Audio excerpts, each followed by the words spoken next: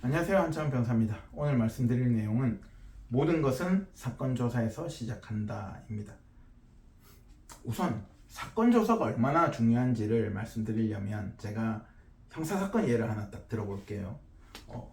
A라는 사람이 살인을 저질렀어요. 그런데 그 건너편에 주차된 차량의 블랙박스가 이 현장을 찍었다고 치자고요.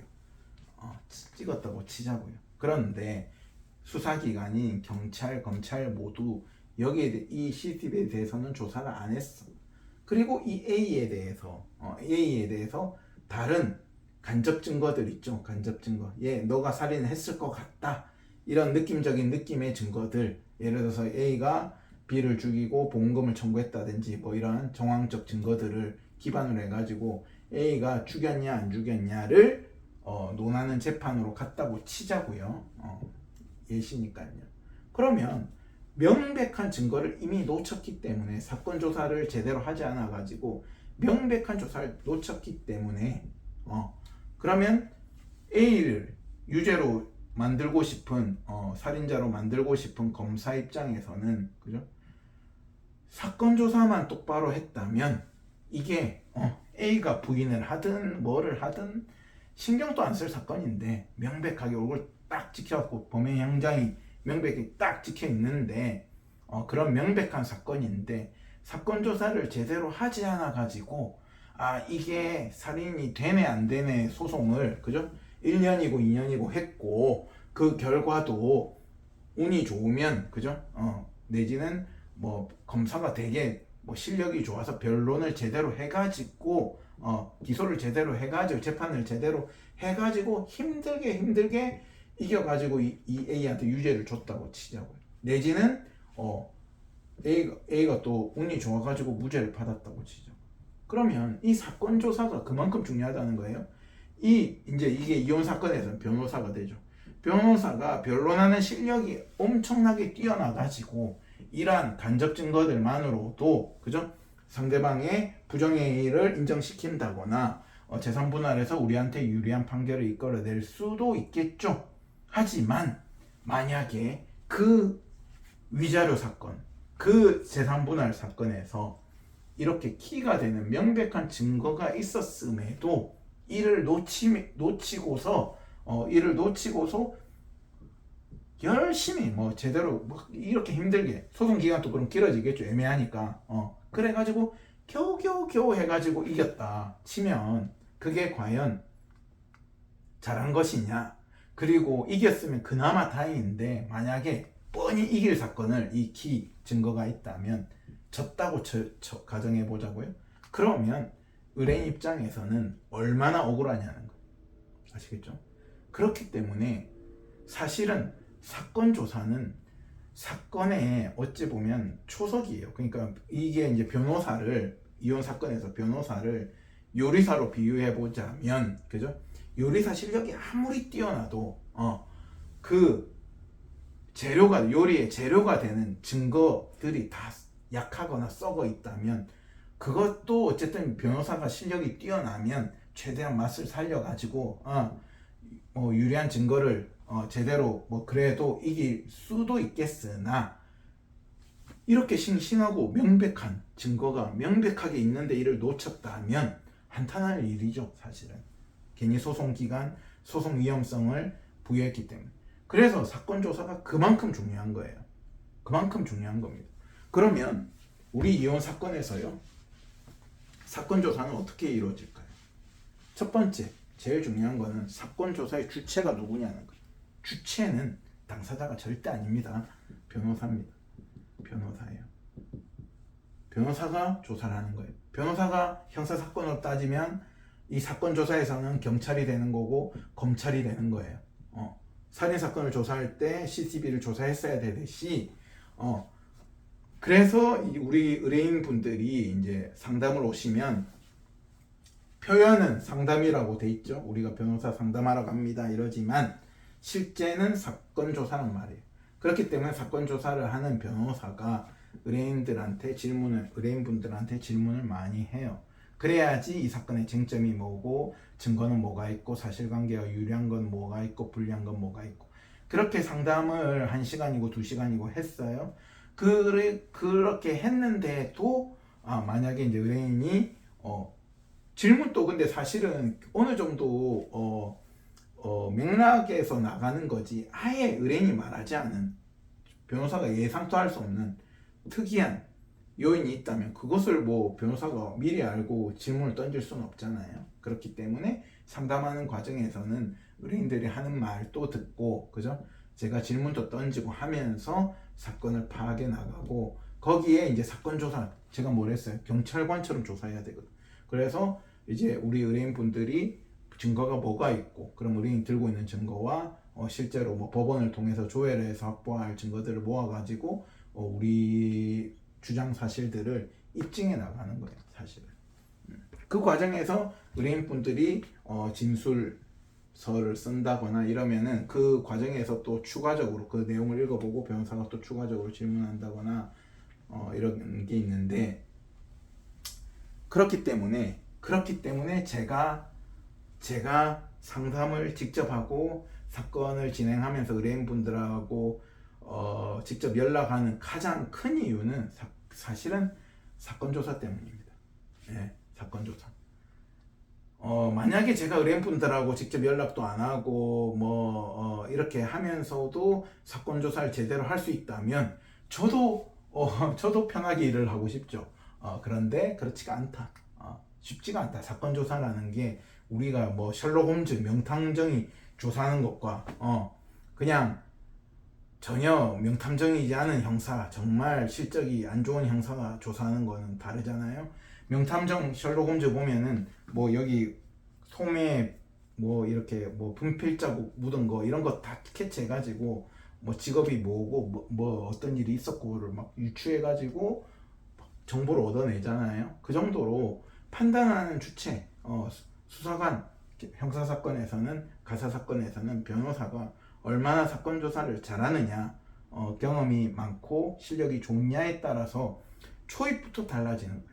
특히 이혼 사건에서 사건 조사를 제대로 하면 우리 의뢰인 입장에서는 전혀 쟁점도 안 되고 이게 이기냐 지냐의 문제도 아닐 정도로 명백하게 증거를 다 잡고 주도적으로 소송을 진행할 수도 있어요. 그런데 제대로 사건 조사를 하지 않고 일단 스타트부터 소송부터 끊어놨다면 결국에는 그 뒤에는 그 약한 증거 가지고 이기냐 지냐, 질 수도 있고 이길 수도 있고 이기면 재수고 이렇게 소송을 풀어나가는 경우가 많더라고요.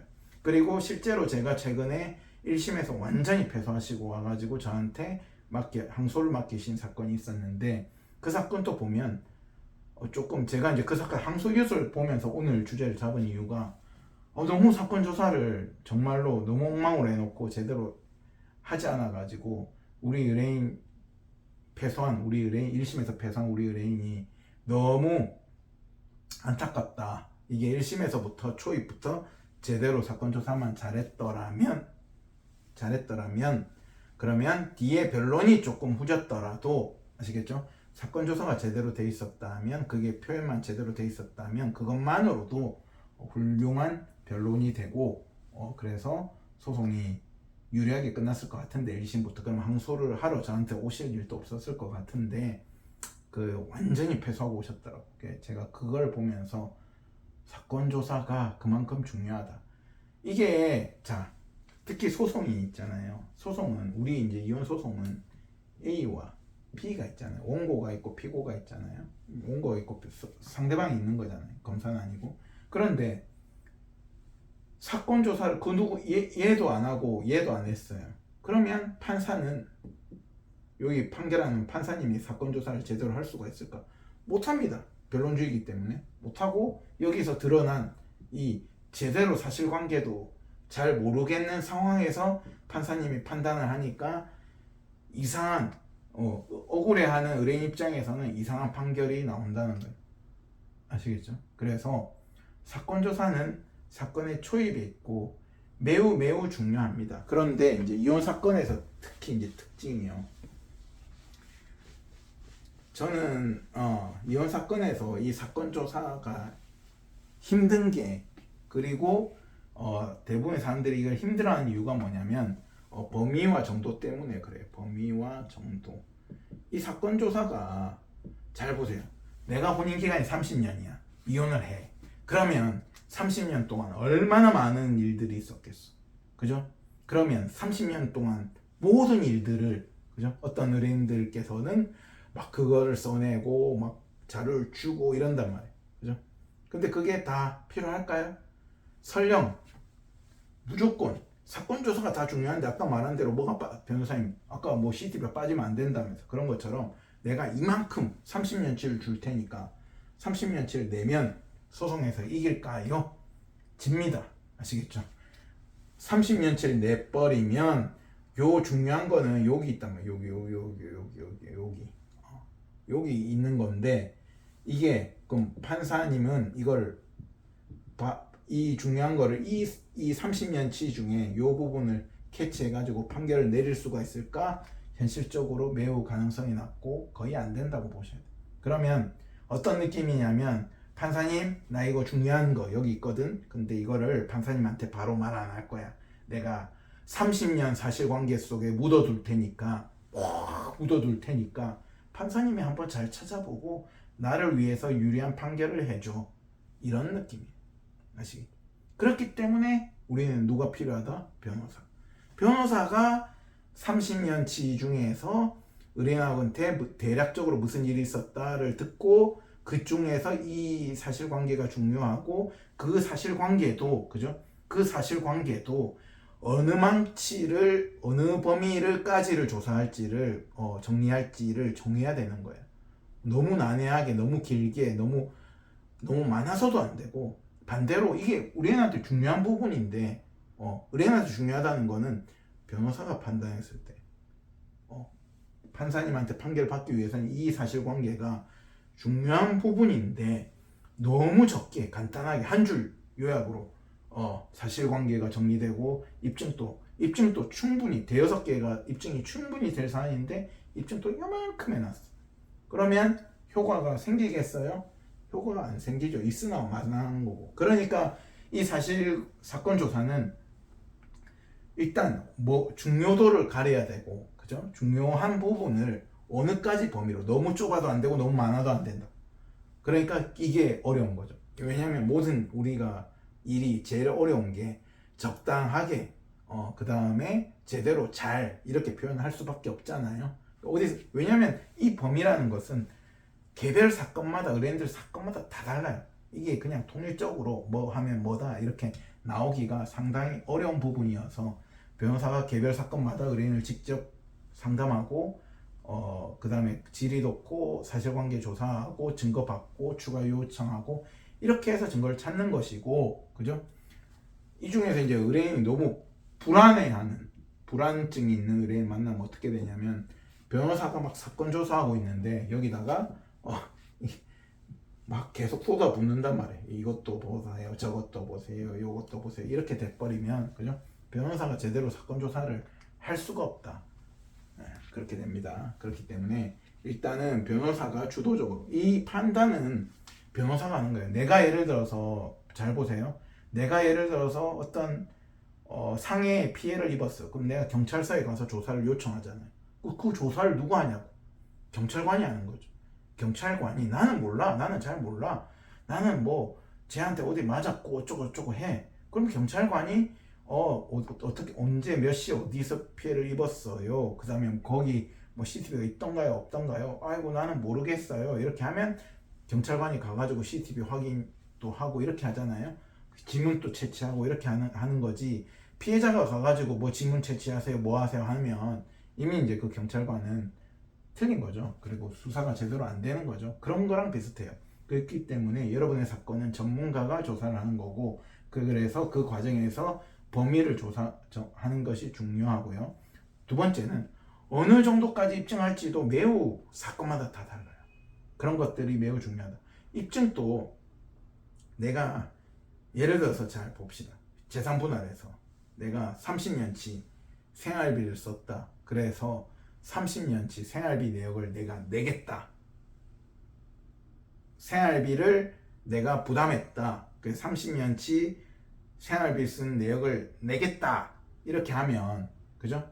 그 30년치에 그 조회도 안 되겠지만 만약에 뭐 된다고 쳤을 때 카드 사용 내역을 전체 30년치를 냈다고 가정해보죠. 그러면 카드 사용 내용만 뭐 몇만 페이지가 몇만 페이지가 될 수도 있잖아요. 그걸 딱 낸다고 해가지고 판사님이 그거를 몇천 페이지를 읽어보고 판단을 해줄 수가 있느냐? 못한다는 거예요. 그렇기 때문에 예를 들어서 그 재산 분할에서요, 내가 생활비를 부담했다라고 하면 어느 정도 그 사건마다 달라요. 그러니까 딱 특정할 수 없어요. 이 사건의 경우에는 어느 정도 시기에 어느 정도 자료를 받아가지고 그것을 표본화시키고 그것으로 금액을 딱 정해가지고 그러면 제가 보세요. 내가 30년치 생활비를 내가 부담했다 이게 아니고, 자, 내가 최근 1년 동안에는 생활비를 월 몇백만 원 부담했다는 걸 딱 통계를 내가지고 입증 증거를 넣어가지고 판사님한테 내가 혼인기간이 몇 년인데 전체 생활비가 예를 들어서 월에 700만 원인데 내가 500만 원을 부담했다는 거를 입증해 내면 판사님이 재산 분할해서 판단할 때도 500만 원씩 그래 피고가 부담했구나 이렇게 판단을 해준단 말이에요. 그런데 그럼 500만 원 이야기도 없고 그냥 뭐 생활비 많이 썼다 냈다 계산은 판사님이 해라 변호사가 해라 하고 그것을 이제 법원에다가 그냥 내버리면 결국에는 생활비를 낸 거에 대해서 내가 올해 700 중에 500을 냈는데 그게 명확하게 입증이 안 된 걸로 돼요. 그러면 판사님도 모르거든. 그거를 뭐 몇천 페이지 몇만 페이지를 내가 읽어보고 있을 거야 어쩔 거야. 그러면 그냥 그 부분 자체가 제대로 반영이 재산분할 기여도에서 인정이 안 될 수 있거든요. 그렇기 때문에 내가 어느 정도로 입증할 것이냐, 어느 범위를 정할 거냐가 저도 변호사로서 보면 저한테는 당연한 일인데, 그죠? 제가 의뢰인분들이랑 뭐 이렇게 하다 보면 그게 굉장히 어렵기도 한 영역인 거거든요. 그래서 이제 변호사가 주도적으로 봐가지고 의뢰한테 자료를 요청하고 자료를 받아가지고 정리하는 식으로 가면은 가장 소송에서 유리해진다는 겁니다. 그래서 오늘은 사건 조사가 제대로 안 돼가지고 억울하게 1심에서 패소하고 오신 분의 사건을 보면서 사건 조사의 중요성에 대해서 오늘 말씀드렸습니다. 감사합니다.